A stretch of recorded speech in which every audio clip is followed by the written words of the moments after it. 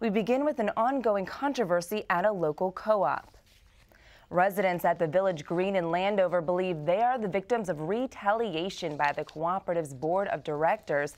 This story started a few weeks ago when they accused the board of failing to provide financial documents and signed a petition demanding the information.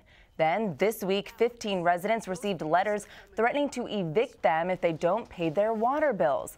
But Pat Fletcher says they have all paid.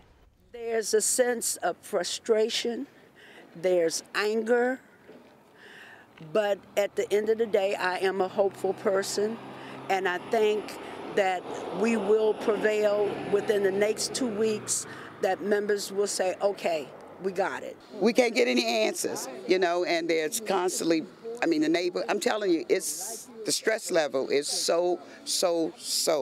But nobody is trying to go there with them, but I don't know what's going to happen. We're asking for some help. The residents will be holding a prayer vigil in the parking lot near the main office tonight at 6:30 at Village Green. They want to draw attention to their concerns in hopes of getting help. Well, would you like to see your kids go to school year-round? The Maryland House of Delegates has already given the okay to Bill 803. Today there was a hearing held in the Senate. The legislation is being proposed by the Prince George's delegation with the backing of the school board. What the bill is doing is it gives us the option of going to year-round schooling. There's a feeling that the children do need more time, not just in class, more exposure. We cannot afford to do that yet, but we hope we have that option to explore and set up programs that are year-round. The bill does not subject pre-kindergarten programs to the requirements.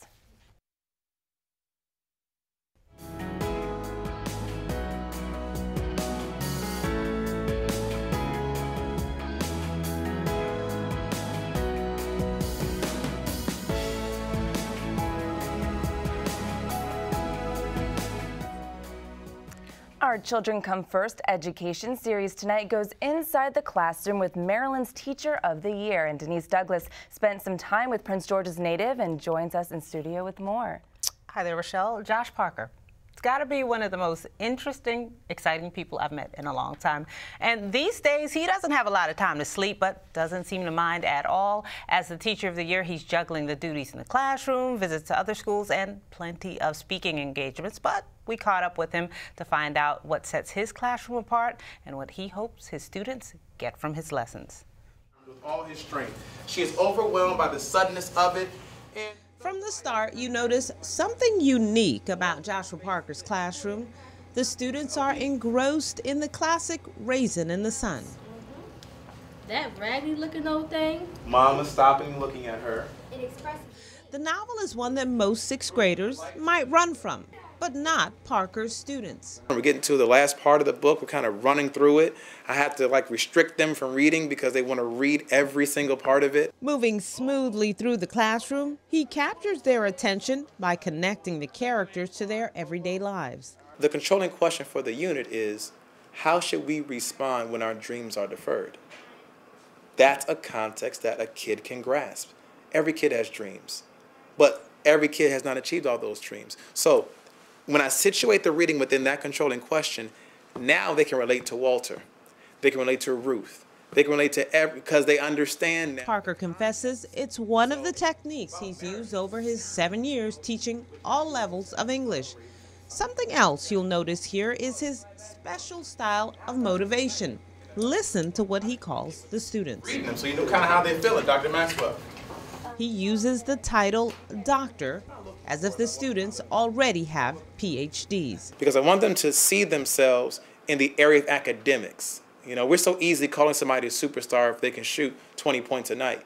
But I want them to see themselves as academic superstars. And if they can see themselves that way, then they can start making decisions that are aligned with that. It gives us a higher purpose, like that we can actually be something when we get older. Demetra Washington has her sights set on college and starting a jewelry line.